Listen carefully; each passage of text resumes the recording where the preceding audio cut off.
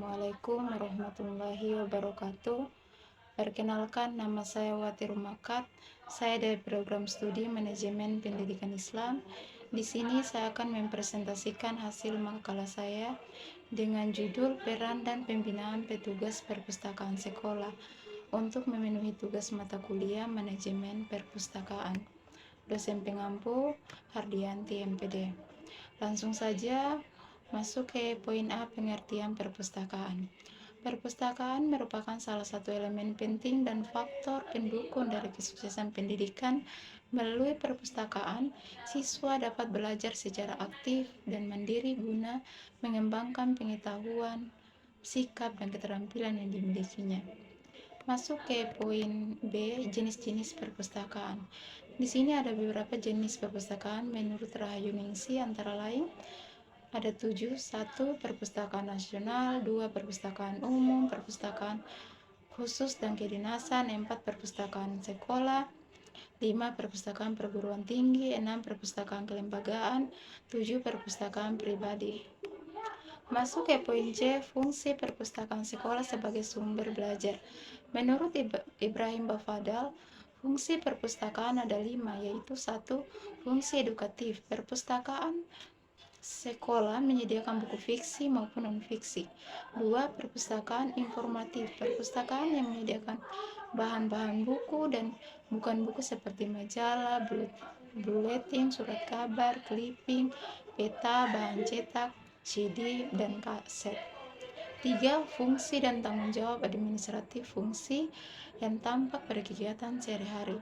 4. Fungsi riset perpustakaan yang menyediakan bahan pusaka yang lengkap sehingga guru dan siswa dapat mengumpulkan data atau keterangan yang diperlukan. 5. Fungsi rekreatif. Perpustakaan sekolah dijadikan sebagai tempat mengisi waktu luang. Masuk ke poin D, tujuan perpustakaan sekolah sebagai sumber belajar. Menurut Yusuf dan Suhendar, tujuan perpustakaan sekolah ada 5. 1. Memenuhi kebutuhan informasi bagi masyarakat di lingkungan sekolah yang bersangkutan, khusus guru dan murid. 2. Sebagai media dan sarana untuk menunjang kegiatan proses belajar mengajar di tingkat sekolah. 3. Mendorong dan mempercepat proses penguasaan teknik membaca para siswa. 4. Menyediakan berbagai macam sumber informasi untuk kepentingan pelaksanaan kurikulum. 5. Memperluas, memperdalam, dan memperkaya pengalaman belajar para siswa dengan membaca buku dan koleksi lainnya. Masuk ke poin E, pengelolaan perpustakaan sebagai sumber belajar. Menurut Ibrahim Bafadal, pengelolaan perpustakaan sekolah berarti segenap usaha pengkoordinasi antara segala kegiatan yang berhubungan dengan penyelenggaraan perpustakaan sekolah. Masuk ke poin F, sistem kelembagaan perpustakaan sekolah. Secara umum, kelembagaan perpustakaan sekolah masih mengalami kendala yang disebabkan. Masuk ke poin G, strategi pengembangan perpustakaan sekolah. Pengembangan perpustakaan sekolah di sini ada 4. 1. Status organisasi, perlu adanya pemantapan status organisasi atau kelembagaan sekolah. 2. Pembinaan, perlu adanya anggaran yang memadai yang dapat digunakan untuk operasional perpustakaan. 3.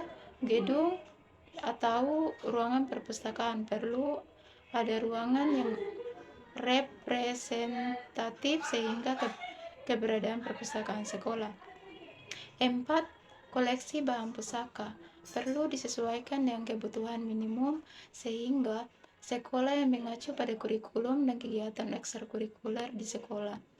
Masuk ke poin H, perpustakaan sekolah yang ideal sebagai sumber belajar. Beberapa kriteria perpustakaan sekolah ada 6. 1. Adanya status kelembagaan yang kuat dari perpustakaan. 2. Struktur organisasi perpustakaan jelas dan berjalan dengan baik. 3. Memiliki ruangan yang memadai sesuai dengan jumlah siswa. 4. Memiliki tempat baca yang memadai. 5. Memiliki perabot perpustakaan secara memadai. 6. partisipasi pemakainya, siswa dan guru baik dan aktif. Kesimpulan, keberadaan perpustakaan bukan hanya sebagai sarana prasarana pelengkap di sekolah, namun dapat dipergunakan sebagai sumber belajar bagi berbagai pihak di sekolah seperti siswa, guru, dan karyawan sekolah. Saran dalam meningkatkan fungsi perpustakaan sebagai sumber belajar yang memadai, maka perpustakaan sekolah akan berjalan dengan baik apabila